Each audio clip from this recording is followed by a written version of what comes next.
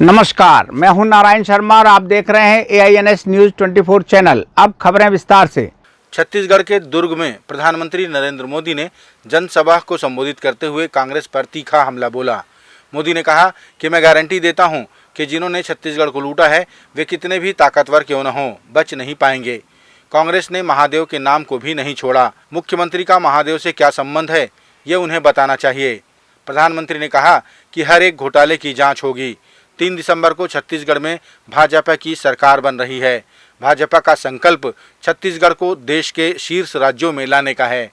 उन्होंने आने वाले 5 वर्षों तक मुफ्त राशन देने की योजना को आगे बढ़ाने की घोषणा दुर्ग से की। प्रधानमंत्री ने कहा कि छत्तीसगढ़ इस सरकार से छुटकारा पाना चाहता है, इसलिए कह रहा है औ नहीं सहीबो, बदल के रहीबो। औ नहीं सहीबो, बदल के रहीबो। साथियों, छत्तीसगढ़ की कांग्रेस सरकार आपको लूटने का कोई मौका नहीं छोड़ रही। इन्होंने तो महादेव के नाम को भी नहीं छोड़ा है।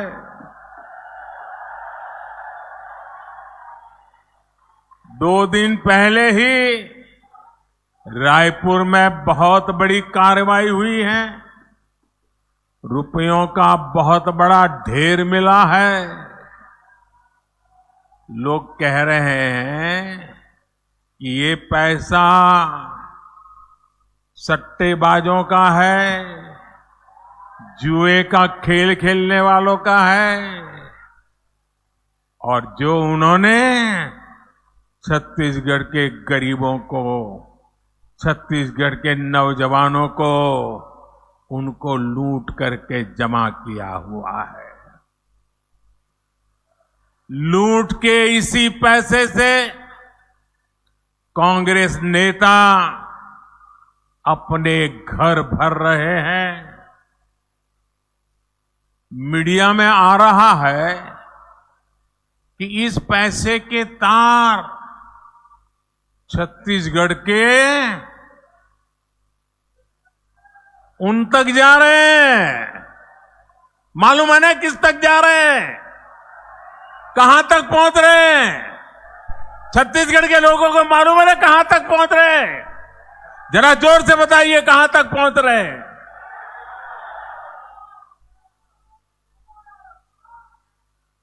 यहां की कांग्रेस पार्टी ने, यहां की सरकार ने, यहां के मुख्यमंत्री ने छत्तीसगढ़ की जनता को बताना चाहिए कि दुबई में बैठे इस घोटाले के आरोपियों के साथ उनके क्या संबंध है। जानना चाहिए नहीं जानना चाहिए भाई? जानना चाहिए कि नहीं जानना चाहिए? कुछ तो होगा ना।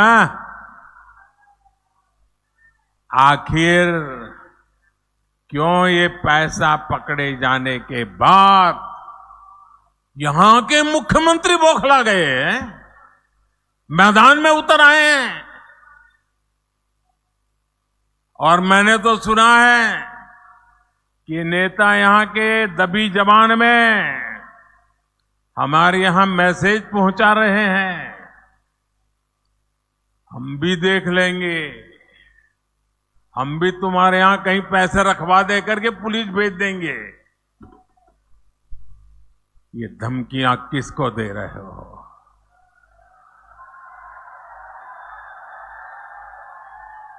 ये किसको डरा रहे हो?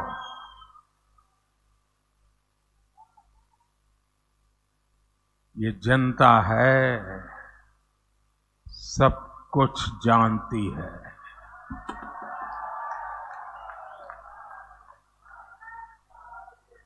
मोदी को तो ये कांग्रेसी दिन रात गालियां देते हैं।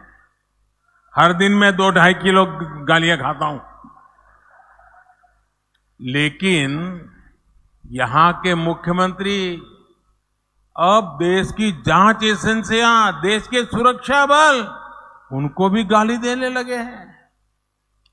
इन साथियों पर भी अनाप शनाप आरोप लगा रहे हैं, लेकिन मैं छत्तीसगढ़ के अपने भाइयों और बहनों को कहूंगा, ये मोदी है, गालियों से डरता नहीं है। भ्रष्टाचारियों का हिसाब करने के लिए ही तो आपने मोदी को दिल्ली भेजा है। बस्तर में कांग्रेस नेता और सांसद राहुल गांधी ने प्रधानमंत्री मोदी और उनके उद्योगपति मित्र अडानी पर जमकर हमला बोला। राहुल गांधी ने कहा कि पीएम नरेंद्र मोदी के सबसे बड़े मित्र अडानी का बस्तर में आयरन ओर का एक प्रोजेक्ट था, जिसे कांग्रेस पार्टी की सरकार ने कैंसिल करके दिखा दिया, क्योंकि हमारे आदिवासी भाइयों ने कहा कि हमें वो प्रोजेक्ट नहीं चाहिए। हमने आदिवासी भाइयों की आवाज का आदर करते हुए प्रोजेक्ट को निरस्त कर दिया। राहुल गांधी ने कहा कि कांग्रेस पार्टी ने आदिवासियों से किया हर वादा निभाया है। ट्राइबल बिल लाए, पेशा कानून लाए, जमीन अधिग्रहण बिल लाए, जिसमें साफ लिखा है कि ग्राम सभा इजाजत नहीं देगी तब तक कोई भी आदिवासियों की जमीन नहीं ले सकता है। जब नरेंद्र मोदी जी की सरकार आती है, रमन सिंह की सरकार आती है, वो किसान को 1 रुपया नहीं देते, मजदूर को 1 रुपया नहीं देते, मनरेगा बंद कर देते हैं। वो कॉन्ट्रैक्टर्स को, अरबपतियों को पैसा देते हैं, अदानी जी को पैसा देते हैं। कॉन्ट्रैक्टर्स, बड़े बड़े कॉन्ट्रैक्टर्स क्या करते हैं? पैसे को लंदन भेज देंगे, जापान भेज देंगे, अमेरिका भेज देंगे, आपको कोई फायदा नहीं होता। हम गरीबों को पैसा देते हैं, किसानों को देते हैं, मजदूरों को देते हैं, और जब हम किसानों मजदूरों को देते हैं, छोटे व्यापारियों को मिलता है। यहां छोटे व्यापारी भाई हैं, मुझे बता दो, जीएसटी से फायदा हुआ?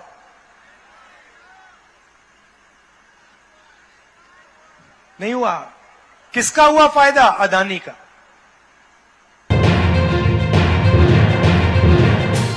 भारतीय जनता पार्टी के नारायणपुर विधानसभा के चुनाव प्रभारी रतन दुबे की चुनावी सभा के दौरान नक्सलियों ने हत्या कर दी। इस घटना को लेकर प्रदेश प्रभारी ओम माथुर ने कहा कि नक्सलियों में भाजपा को लेकर दहशत है और ये भी टारगेट किलिंग की घटना प्रतीत हो रही है। विधानसभा के प्रभारी और जिले के उपाध्यक्ष श्री रतन दुबे, जो एक इंटीरियर गांव में कार्यकर्ताओं की बैठक ले रहे थे, उस समय नक्सलियों ने कुल्हाड़ी से उन पर आक्रमण किया, शरीर के कई टुकड़े किए। ये निर्मम हत्या की गई है। मैं कार्यकर्ताओं से और बाकी मेरे पार्टी के नेताओं से अपील करता हूं कि वो इस हत्या का बदला निश्चित हम लेंगे चुनाव में जीता करके, और इससे बड़ा कोई नहीं होता। पूरी भारतीय जनता पार्टी इस परिवार के साथ है। भारतीय जनता पार्टी, और मुझे लगता है कि नक्सलवादी इस समय हताशा में है, उनको भय लग रहा है कि अगर भारतीय जनता पार्टी की सरकार बनी तो शायद हम नहीं रह पाएंगे। इस तरह की घटना है, और ये टारगेट किलिंग निरंतर वो करते जा रहे हैं, और इससे लगता है कि राज्य सरकार के लॉ एंड ऑर्डर की स्थिति एकदम बदतर से बदतर हो चुकी है। मेरी अपील है सभी मेरे कार्यकर्ता बंधुओं से, इन सब चीज़ों का मुकाबला करते हुए हम चुनाव में डटे रहे। निश्चित रूप से हम आगे जाकर के सरकार बनाएंगे, और ये जो नक्सलवादी समस्या है इसको समूल वहां से समाप्त करेंगे। रायपुर उत्तर के भाजपा प्रत्याशी पुरंदर मिश्रा लगातार अपने विधानसभा क्षेत्र का दौरा कर रहे हैं। इसी कड़ी में उन्होंने तेलीबांधा मंडल के चुनाव कार्यालय का उद्घाटन किया और जनसमूह को संबोधित किया। पुरंदर ने कहा कि छत्तीसगढ़ राज्य को भाजपा ने ही बनाया और वही इसे संवारेगी। हम सबको मिलकर छत्तीसगढ़ को आगे बढ़ाना है, इसलिए कमल खिलाना जरूरी है। छत्तीसगढ़ भारतीय जनता पार्टी के पूर्व मंत्री ब्रजमोहन अग्रवाल ने शनिवार को एकात्म परिसर में पत्रकार वार्ता में कहा कि मुख्यमंत्री बघेल ने छत्तीसगढ़ महतारी को शर्मसार और बदनाम करने में कोई कसर बाकी नहीं रखी। छत्तीसगढ़िया वाद का पाखंड रचकर छत्तीसगढ़ को बदनाम करने वाले मुख्यमंत्री को महादेव ऐप से 508 करोड़ रुपए दिए जाने का खुलासा होना बहुत ही शर्मनाक है। प्रदेश के लोगों को, युवाओं को सट्टा खिलाकर उन्हें सट्टे के दलदल में धकेलकर उनसे लिए गए पैसों को चुनाव में लगाना आपराधिक षड्यंत्र है। पूर्व मंत्री ने कहा कि उन्होंने 3 माह पहले ही महादेव ऐप के मामले में दुर्ग भिलाई का ही कनेक्शन जुड़ने पर आशंका व्यक्त की गई थी कि आगे चलकर इसके तार सत्ता शीर्ष के गिरेबान तक जरूर पहुंचेंगे, जो आज सच साबित हुई। राहुल गांधी जी भी आज रायपुर में है, छत्तीसगढ़ में है, प्रियंका जी आ रही हैं, खड़गे जी आ रहे हैं, जरा वो जवाब दें। छत्तीसगढ़ की जनता जानना चाहती है